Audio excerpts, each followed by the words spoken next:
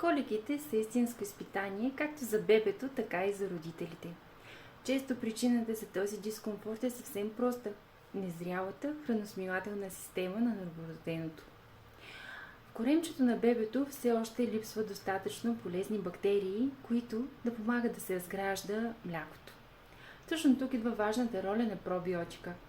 В Aquasource Bifidus Complex се съдържа щама Infantis.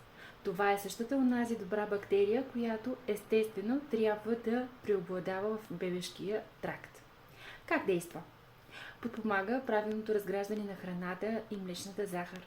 Намалява образуването на излишни газове и болезненото подуване. Подкрепя здравето на чревната флора още от първите месеци. А какъв е резултатът? По-спокойно коремче, по-малко плач и по-сладък сън за цялото семейство.